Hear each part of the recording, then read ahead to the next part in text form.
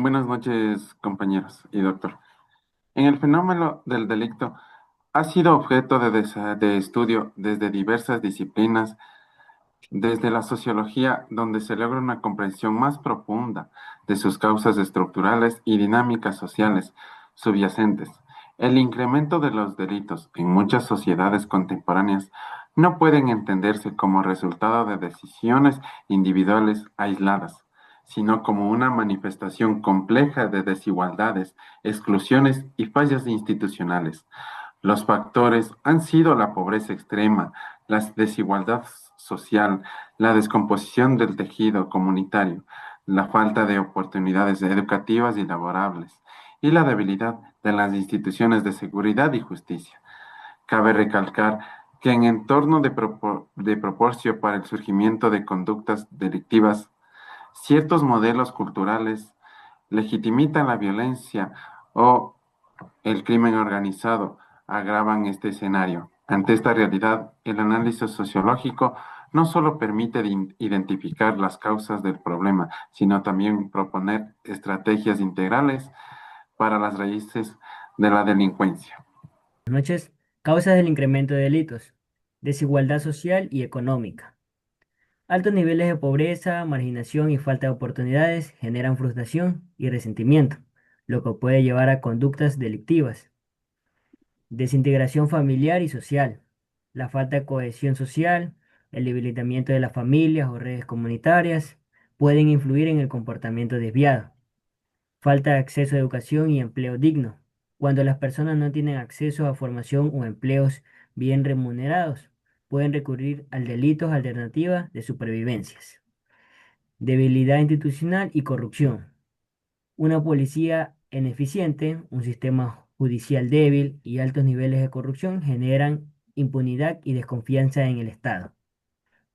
Estrategia sociológica para combatir el fenómeno delictivo. Reducción de desigualdad social.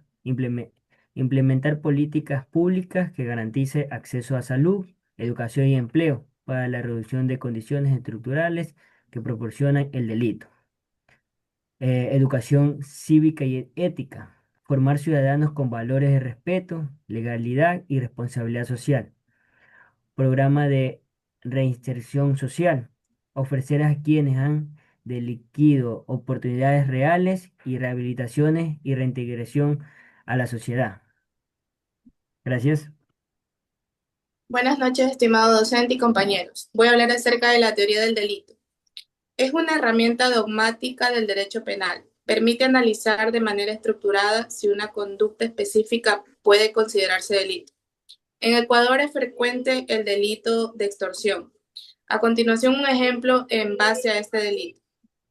Una banda criminal exige mensualidades de dinero al dueño de un negocio, a cambio de protección. Este se niega y a cambio recibe amenaza de violencia, incendio o asesinato. El dueño graba esta amenaza y presenta la denuncia. La aplicación de la teoría del delito tiene 4 fases. La primera, tipicidad. La persona que con intimidación o amenaza obliga a otra a realizar, tolerar o omitir un acto o negocio jurídico en perjuicio propio o ajeno será sancionada con pena privativa de 5 a 7 años. Antijuridicidad. No hay ninguna causa de justificación como legítima defensa o estado de necesidad. La culpabilidad. Tiene capacidad de comprender la ilicitud y actuar conforme a esa comprensión. Y por último, la punibilidad. La extorsión es un delito que conlleva a una pena privativa de libertad que no prescribe y no hay amnistía. Las características de la teoría del delito son secuencial. Se analiza paso a paso y si falla, no se sigue a la siguiente. La garantista exige un juicio justo y legal. La flexible se adapta a nuevos delitos como el delito informático. La teoría del delito es de vital importancia en el sistema penal ecuatoriano porque proporciona una estructura lógica y garantista. Sin la teoría del delito cometeríamos el error de condenar a una persona sin primero verificar el daño. Muchas gracias.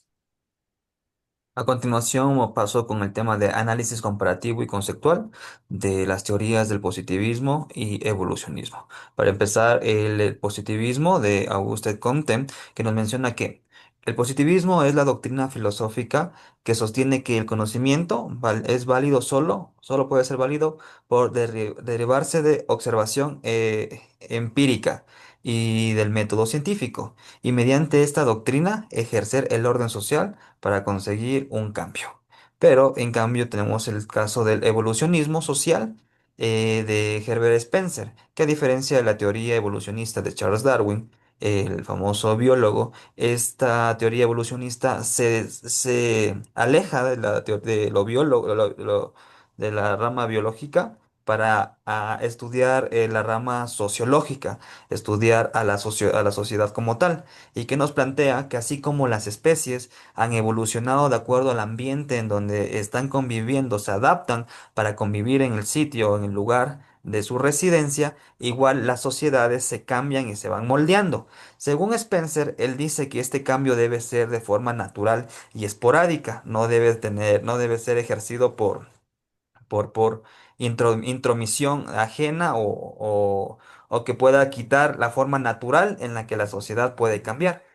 Eh, Aparte de eso, Spencer también menciona que es necesario los cambios en la sociedad para tener una sociedad más justa y también poder llegar a a una paz o estabilidad social. Aparte de eso, voy a realizar una comparación entre el positivismo y y el evolucionismo, en el que en el que menciono que, aunque Comte y Spencer, ambos filósofos del siglo XIX, comparten una visión de la evolución del desarrollo social y el respeto por el conocimiento científico, aún así yo puedo mencionar, o me atrevo a mencionar desde mi punto de vista personal, que es fácil darnos cuenta que existen diferencias y cambios sociales en nuestra sociedad. Basta con ver los países de primer mundo en Europa y ver la realidad en Ecuador para constatar, mediante el método positivista, que nos menciona la observación empírica y el método científico como la única forma de dar la razón o es válido el conocimiento. Basta con ver el ejemplo entre países del tercer mundo y el Ecuador para constatar que existen grandes diferencias sociales, que existen grandes connotaciones de diferencias culturales y sociales entre las diferentes culturas, tanto del primer mundo como lo que viene a ser el Ecuador. Y aún así, también Spencer menciona que el cambio tiene que abogar por un proceso de evolución natural y espontáneo, donde la intervención debe evitarse y las sociedades evolucionar por selección natural. Y Conte, Conte, vuelta menciona que él propone que el enfoque tiene que ir dirigido donde la ciencia y el Estado juegan un papel activo como guías de evolución social hacia el orden y el progreso como tal. La conclusión. El aumento de la delincuencia no puede abordarse únicamente desde una óptica punitiva o reactiva, sino que requiere una comprensión sociológica que considere las condiciones estructurales y culturales que la originan, la desigualdad social, la exclusión educativa y laboral, la descomposición del tejido social y la fragilidad institucional.